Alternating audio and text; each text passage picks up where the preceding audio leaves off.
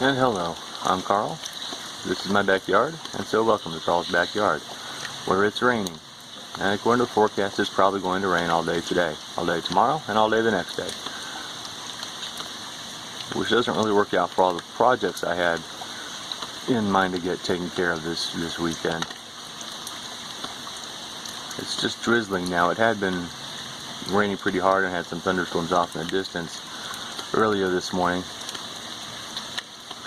I did check the radar, and it looks like we're going to have scattered thunderstorms the rest of the day with a greater than 50% chance of the rain for most of it. I'm going to see if it doesn't stop raining enough. Here around noon, it's supposed to, about an hour or so, it's supposed to stop raining for a little bit, and then switches into possible thunderstorms, or scattered thunderstorms after that. And oftentimes when it's scattered thunderstorms, we don't get them here. We get them off in the distance. We can see them and hear them. We usually don't actually get the storms ourselves. So I'm kind of hoping that this afternoon is going to clear up and at least not be actively raining on me, so I can get out there and get some work done. For right now, though, I'm going to take advantage of the fact that it's raining and make the soda run. So I'll get back to you later today and see what we've gotten done. So the weather did pretty much what I expected. It stopped raining by the time I got back from the store, and while I don't think the sun came out really yesterday, it didn't rain anymore. I did come out and get some work done. Unfortunately, it was all work on a Father's Day present for my father-in-law. Didn't actually get anything with the yard done like I was hoping to do. As is typical, the Father's Day present project took a bit longer than expected. So it's the next day. I'm going to get some work done in the yard today. Figured I'd show you guys, or let you guys watch while I feed the fish this morning. You can see the hibiscus there, the red one. It's got a nice big bloom on it today. The yellow one's got a bloom that's wilted. I need to deadhead that off. The hibiscus are great. I get excited every time they bloom. I'll get a bloom. They usually last a day. That's what they're supposed to do. So they spend a couple of days getting really big. You can see them coming. And then they bloom and I get all excited. I'm like, yay! And they look really awesome. Look at how awesome that is. And you get these giant 6 to 8 inch blooms on them. They look really cool for like a day and a half. And then the blooms start to wilt away. They look like that. And then they fall off, and I fish them out and just toss them right here on the side. You can see there's a couple of spent blooms just hanging out there. I'll pick those up later probably. Probably, no promises. But for right now, I'm going to go ahead and feed. I did notice today, first time ever, I'm excited about this too, I had lily bloom. I don't know how well it's picking up the colors on the video, but it's got like the outer ring of petals has a bluish purplish tint to it, and then the inner, or the middle rings of petals, kind of a palish yellow, but then the bright yellow centers. And there's another bloom just breaking the surface, and I can see another bloom down there. The shoot's just a couple inches tall, coming out from the rootstock. And this one here's the tropical lily. That one over there is the hardy lily, and it's got a couple of blooms coming up. They're still in the water, but they're coming up. So the lilies are blooming. It's the first time I've been able to get lily blooms. I'm excited about that. And these were, of course, the fully grown, mature lilies when I bought them for $40-something or $34 or something like that, as opposed to the $20 lilies, one of which has been buried and completely obscured by this one. And over there somewhere, that one stray leaf, or pad, is from, I think it was a $20 lily. That was only a couple of inches tall when I bought it. It's got other leaves. It's just that's the one I can spot easily as being its. The pads come up and intertwine with the other ones. But I've got a lily bloom, and I'm really excited about that because in 3 years of putting lilies in the pond, I finally got one to bloom. The trick was to buy the expensive ones that are actually mature when you buy them. All right, there's the fish. They all see me. They're wanting to get fed. Let me set this tripod down and get it angled. I'll go ahead and throw some food in for them. Excuse the screen flying around there.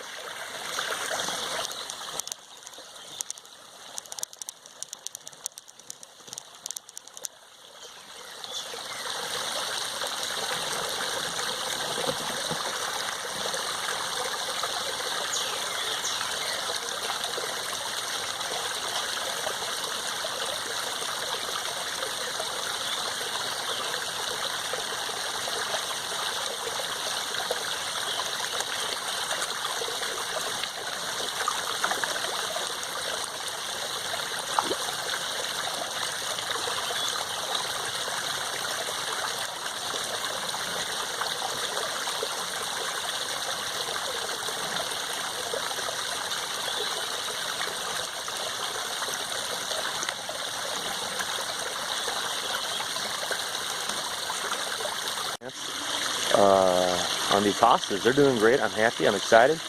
White feather, I believe, was the type they are. The two little ones there. The one in the corners, I don't remember. Something about Hawaii. Hawaiian something or Malibu something. I know Malibu's not in Hawaii. I don't think it's in California. But that's the idea. Those are Fire Island hostas. Maybe that's it. I'm going to go with that. Those are Fire Island hostas. Japanese painted ferns, I know. Those are marmalade. Heucheras, coral bells. I learned the scientific name from Heuchera and forgot the common name of them. But yeah, these two little hostas are doing great. I'm really excited and happy about them. They're coming up just as bright and light colored as white as they looked in the picture on the computer. So I'm really happy about that. I'm going to do some deadheading of the canna lilies up here.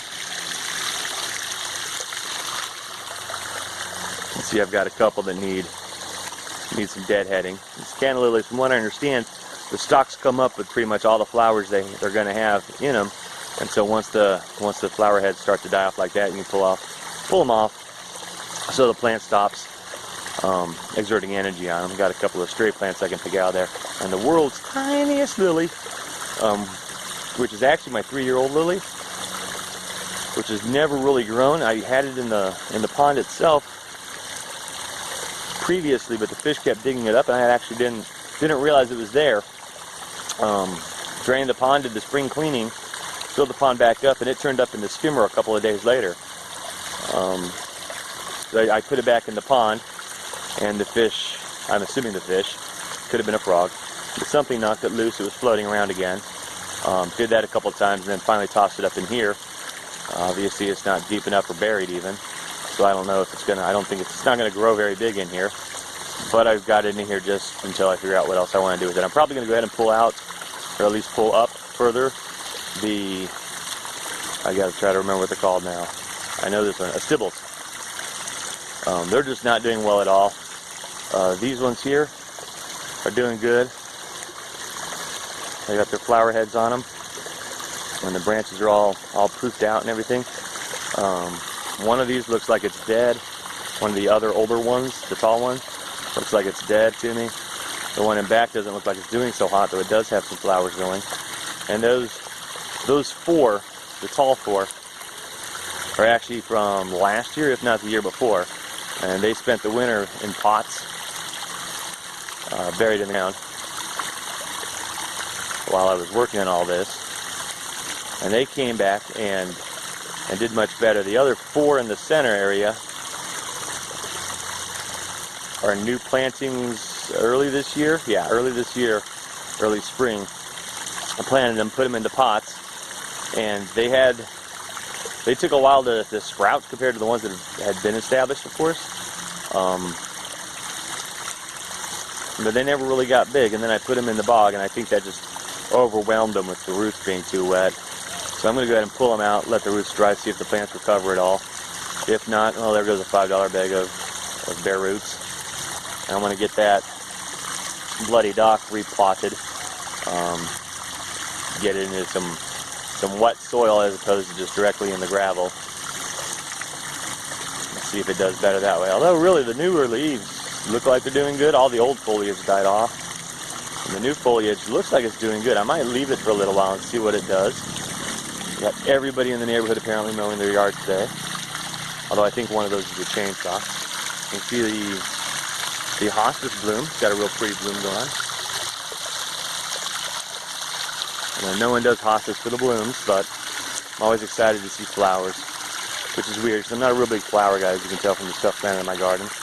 Purple shamrocks are doing awesome. We're really amazing at how well that's filled in. I didn't really think after I planted those, and a week or so later, nothing had come up. I wasn't really expecting anything to show up. But then a couple showed up, and then a few more, and then a few more, and then poof, it was all filled in. I do have a problem here with my Chinese windmill palm. This one here, he's brown. He's browner today than he was yesterday, so I'm a little concerned about him. And of course, everything online says you either watered him too much or you watered him not enough. Problem is, I got him at the same time as I got that one there, and this one here is still a nice happy green. Got them at the same time, put them in the same soil, sat them right next to each other, gave them the same. So I'm not on my roof potting plants. Had some help come available, so I decided to go ahead and get the gutters taken care of and the assorted debris on the roof. That over there is a honeysuckle tree at this point. It used to be a bush, now it's a tree.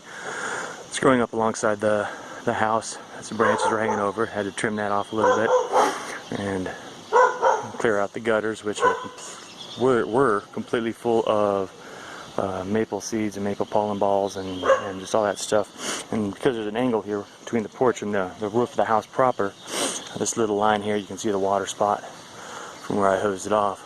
But that collects, again, the helicopter seeds and pollen balls from this maple tree that's behind me here. I did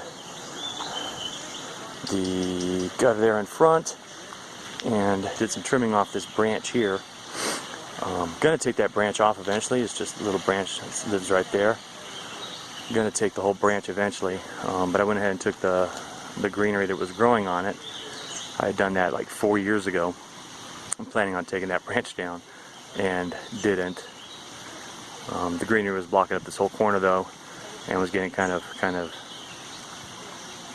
voluminous, so I went ahead and took it while I was up here, and it's all currently piled up. Look out! It's all currently piled up over there by the wood chipper. All that, again, 4 years of growth off of just this branch here. So I know that this tree is still alive and doing good, even though it's growing right over my house. Okay, so after taking a break, it occurred to me that logistically it makes a lot more sense for me to go ahead and feed all this into the wood chipper today. I'm already sweaty and grimy and dirty and wet from cleaning out the gutters, so I may as well go ahead and get covered in wood dust.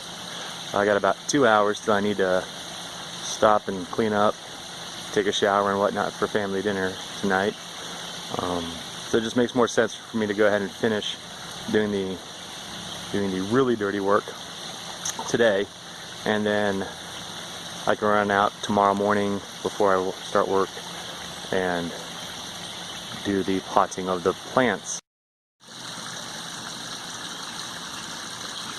And here we are at the wildflower garden. I keep talking about it and pointing the camera at it. I figured I'd show you guys where it's at right now.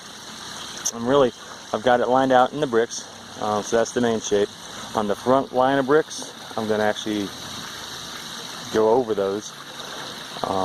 It'll be level. This area here will be level, and then it'll go in front of the bricks, sloping down to the ground, so it gives it a kind of just a natural look, a patch of wildflowers still going on. What I'm doing right now, and have been for a while and probably will be for a while, is I'm cutting down the brush pile in the wood chipper and just filling it in with wood chips.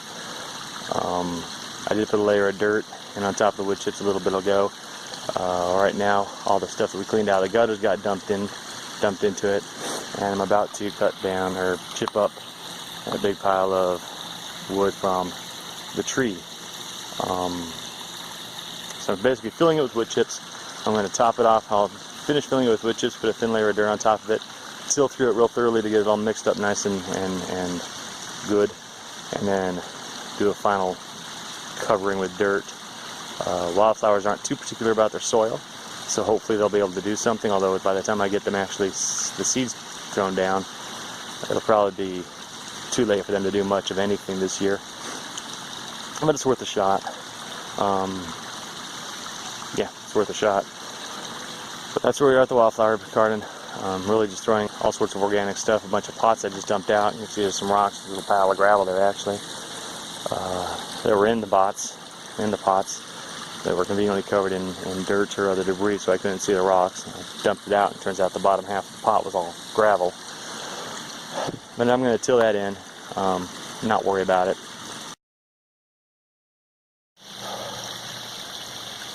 Okay, so I got that pile of brush almost down. You can see nice green and yellow pile of mulch, nice lateral pile of branches here. I'm going to leave these leaves here because this is a dead spot anyways. So there's the pile of mulch, and someday that's not today, I'll go ahead and I'll rake it out and whatnot. We'll spread it, level it, all that stuff, so I can continue mulching wood pile into that space. Not today. Today,